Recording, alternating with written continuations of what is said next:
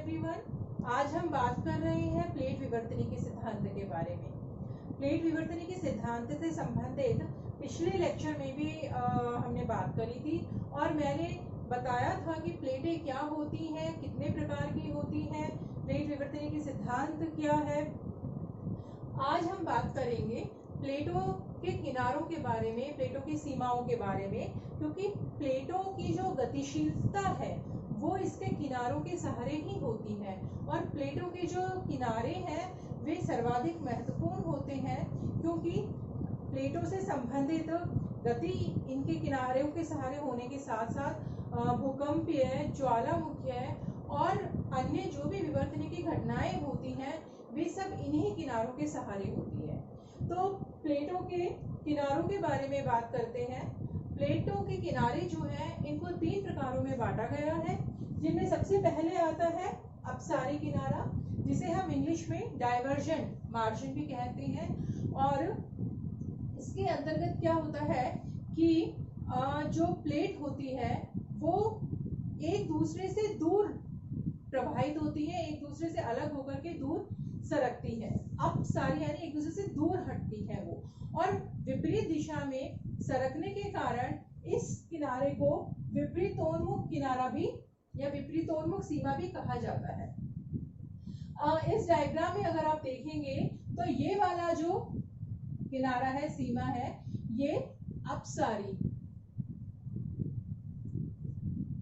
किनारा है। और अपसारी किनारा जो है यहाँ पर नए पदार्थ का निर्माण होता है। मेंटल में जो गर्म मैग्मा रहता है तरल अवस्था में, वो ऊपर आता है और यहाँ पर नीचे से धक्का देता है स्थलमंडल को, और वहां पर जब ये प्लेटें एक दूसरे से अलग होकर विपरीत दिशा में प्रवाहित होती है तो ये मैग्मा लावा के रूप में बाहर सतह पर आकर के नई ऊपर पट्टी का निर्माण करता है। यहाँ पर नए पदार्थ का निर्माण होता है इस तरह से। इसीलिए इस किनारे को रचनात्मक किनारा भी कहा जाता है। मुख्य रूप से रचनात्मक किनारा जो है वो महासागरीय प्लेटों के पास पाया जाता है, महासागरीय प्लेटों में पाया जाता है। और यहाँ पर नई परत का, नए पदार्थ का निर्माण जो है वो मध्य महासागरीय कटक के रूप में मिलता है। अगर हम उदाहरण स्वरूप देखें तो अटलांटिक महासागर के बीचों बीच ऊपर से नीचे की ओर एस आकार में ही महासागर विस्तृत है, और उसके बीचों बीच जो है वो मध्य महासागरीय कटक इसका एक बहुत बड़ा उदाहरण है। और वहीं पर अगर हम देखें तो ऊपर आइसलैंड के दक्षिण में जो सर्टसी आइलैंड है वो, उसका निर्माण जो है वो भी इसी प्रकार से अभिसारी किनारे के सहारे नए पदार्थ के बाहर आने के रूप में हुआ है। अधिकांश देखा गया है कि जो अभिसारी किनारा है ये महासागरीय प्लेटों में पाया जाता है, किंतु अपवाद स्वरूप कहीं कहीं ये महाद्वीपीय प्लेटों वाले भाग में भी अभिसारी किनारे मिलते हैं, जिसमें उदाहरण स्वरूप हम अफ्रीका के पूर्वी भाग में जो रिफ्ट घाटी है वो इसका उदाहरण है। और जो लाल सागर है, लाल सागर भी अगर आप इधर देखेंगे तो यहाँ पर ये अरेबियन प्लेट है जो कि एक छोटी प्लेट है, और यहाँ पे अफ्रीकन एक बड़ी प्लेट है, और इनके बीच में ये जो है ये लाल सागर है। तो लाल सागर जो है वो एक दरार के रूप में इन दोनों प्लेटों के एक दूसरे से विपरीत दिशा में हटने के कारण यहाँ पे लाल सागर जो है उसका निर्माण हुआ है। इसके बाद दूसरा किनारा आता है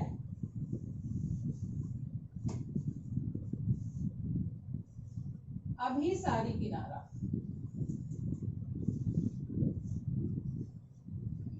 अभिसारी किनारा जो है इसको इंग्लिश में कन्वर्जन मार्जिन कहा जाता है। अभिसारी यानी कि एक दूसरे के समीप आना। अभिसारी किनारा जो है वो अगर इस आप डायग्राम में देखेंगे तो ये वाला जो है, ये जो खाई दिखाई गई है इसमें, ये किनारा अभिसारी किनारा है, अभिसारी किनारा। इधर भी ये अभिसारी किनारा। यहाँ पर क्या होता है कि दो जो प्लेटें होती हैं वो विपरीत दिशा से एक दूसरे की ओर गतिशील होती है, एक दूसरे की ओर आती है, और उसमें जो अधिक घनत्व वाली प्लेट होती है वो कम घनत्व वाली प्लेट के नीचे क्षेपित हो जाती है, नीचे चली जाती है। तो इस किनारे के सहारे जो है जो परत है उसका विनाश होता है, वो टूटकर नीचे चली जाती है, गायब भी हो जाती है, या वो टूटकर छोटी रह जाती है। तो इस वजह से अभिसारी किनारे को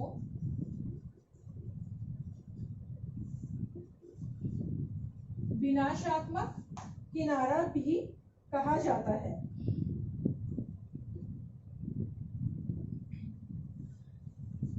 विनाशात्मक किनारा जो है, इसके उदाहरण स्वरूप हम देख सकते हैं, जो साइप्रस है उसका निर्माण विनाशात्मक किनारे के तहत हुआ है, उसके पास दिखाई देता है।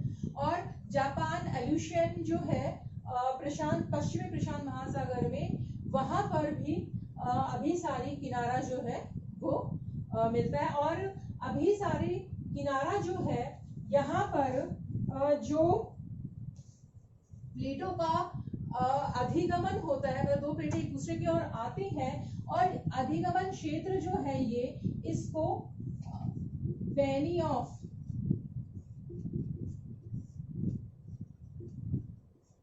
जोन कहा जाता है।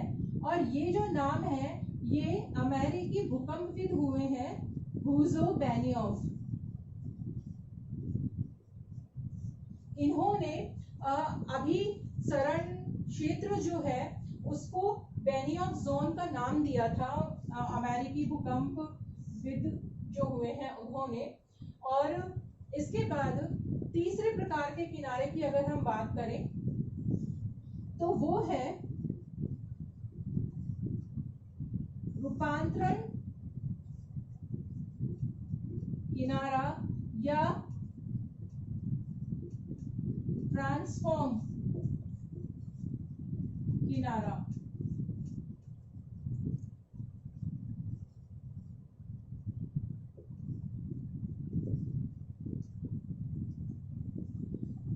यहाँ पर इस किनारे में क्या होता है, न ही तो प्लेट का विनाश होता है और न ही नई प्लेट का निर्माण होता है, बल्कि इसमें क्या होता है, जो दो प्लेटें होती हैं वो एक दूसरे के सहारे सरक जाती हैं। तो इस वजह से इसको ट्रांसफॉर्म किनारा कहा जाता है। इसे संरक्षित किनारा भी कहा जाता है।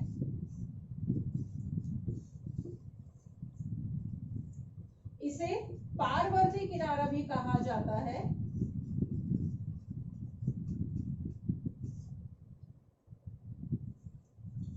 यहाँ पर जो प्लेटें हैं, अगर यहाँ पर अगर इधर देखेंगे तो आप यहाँ पर रूपांतरण भ्रंश बनता है, रूपांतरण किनारा है ये यहाँ पर। और इसके उदाहरण स्वरूप अगर हम देखें तो कैलिफोर्निया की घाटी में जो सैन एंड्रियास फॉल है वो ट्रांसफॉर्म किनारे का उदाहरण है। अब अगर तीनों को अगर हम शॉर्ट में देखें तो अपसारी किनारे में नए पदार्थ का निर्माण होता है, इस वजह से इसको रचनात्मक किनारा कहा जाता है, जिसको कि आप यहाँ पर देख सकते हैं, ये मध्य महासागरीय घटक के सहारे। और दूसरा है अभिसारी किनारा, जिसको कि विनाशात्मक किनारा कहा जाता है। इसमें दो प्लेटें एक दूसरे के पास आती हैं और प्लेट जो है उसका विनाश होता है, इसलिए विनाशात्मक किनारा कहलाता है। यहाँ पर आप देख सकते हैं, और इस जगह पे ये प्लेट जो है, ये बेनियोफ जोन वाला एरिया है, जहाँ पर प्लेट जो है वो टूटकर नीचे उसका अभिसरण हो रहा है। और तीसरा है रूपांतरण किनारा, जहाँ पर ना तो प्लेट का विनाश होता है और ना ही नए पदार्थ का निर्माण होता है। ये प्लेटों को संरक्षण देता है, एक दूसरे के सहारे प्लेटें सरक जाती हैं, इसीलिए इसको संरक्षित किनारा भी कहा जाता है। अगर अब आप इस डायग्राम में देखेंगे तो यहाँ पर नीचे ये जो एस्थेनोस्फेयर दिखाया गया है, और ये जो ऊपर का हिस्सा है यहाँ तक, ये लिथोस्फेयर से बनी हुई प्लेटें हैं, लिथोस्फेयर, जो कि एस्थेनोस्फेयर के ऊपर तैर रही है। अब जो प्लेटें हैं, इनकी जो गति है या इनको जो बल मिल रहा है वो कहाँ से मिल रहा है? इसको आर्थर होम्स ने के संवहन तरंग सिद्धांत जो है,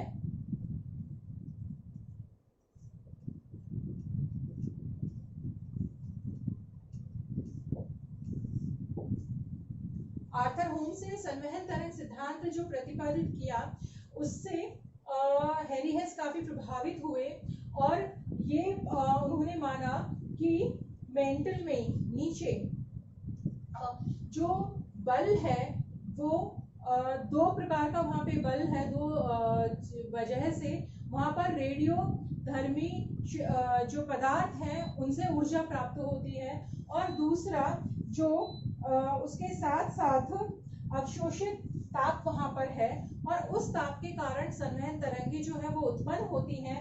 और जो ये अपसारी किनारा है यहाँ पर, इसके नीचे यानी इसके नीचे धरातल के नीचे मेंटल में ये संवहन तरंगे जो है ये ऐसे ऊपर की ओर उठती हैं और धरातल के समीप आकर के ये एक दूसरे से विपरीत दिशा में सरक जाती है, और इनके साथ साथ जो लिथोस्फेयर से बनी हुई प्लेट है वो भी टूटकर दो विपरीत दिशाओं में सरकती है, और ये इस तरह से आते हुए अभिसारी किनारे के सहारे ये नीचे वापस प्रवाहित होती है, नीचे की ओर मुड़ जाती हैं।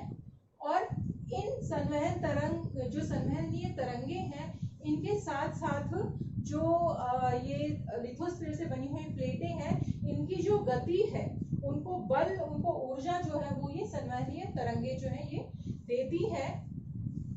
इसके बाद अब हम बात करते हैं कि प्लेट विवर्तनिकी सिद्धांत जो है इसके महत्व के बारे में, कि इसका क्या महत्व है।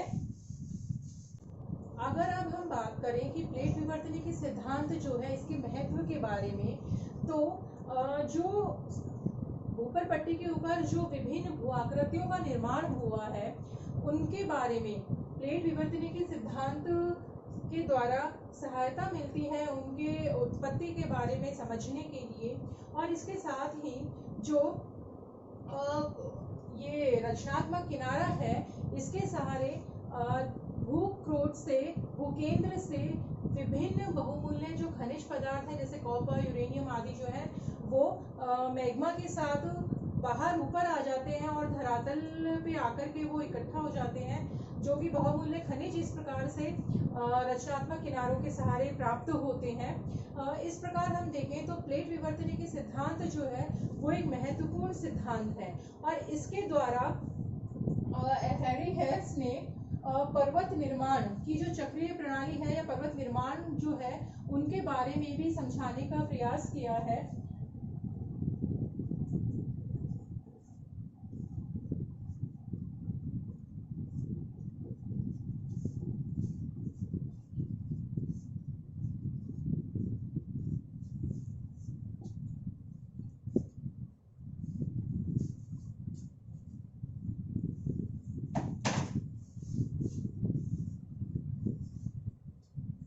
हैरी हेस ने कहा कि पर्वतों का निर्माण प्लेटों की 3 प्रकार की स्थिति होने पर होता है, जिसमें पहला, यदि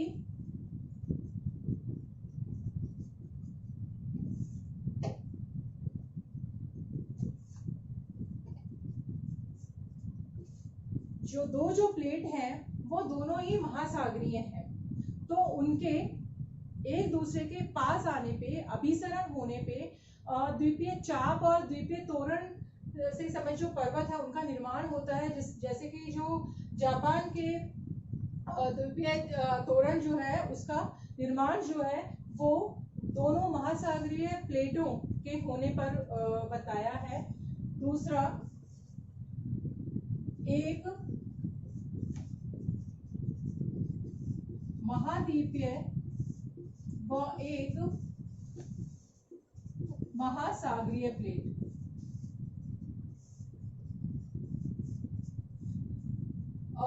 हैरी हेस ने जो उत्तरी अमेरिका में पाए जाने वाले रॉकीज पर्वत श्रृंखलाएं हैं और दक्षिणी अमेरिका की एंडीज पर्वत श्रृंखलाओं की उत्पत्ति जो है वो इस प्रकार की स्थिति होने पर बताई है, जिसमें एक तरफ प्रशांत महासागरीय प्लेट है और दूसरी तरफ अमेरिकन महाद्वीपीय प्लेट है। जब वो एक दूसरे की ओर आई और उनमें जो रॉकीज और एंडीज पर्वत श्रृंखलाएं जो हैं उनका निर्माण जो है वो एक महाद्वीपीय और एक महासागरीय यानी प्रशांत और अमेरिकन प्लेट जो है उनके द्वारा हुआ है। तीसरा है दोनों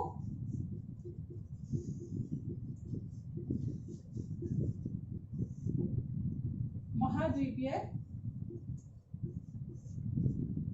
प्लेटें। इसके उदाहरण हैरी हेस ने दिया कि जो आल्प्स पर्वत श्रृंखलाएं हैं, एल्पाइन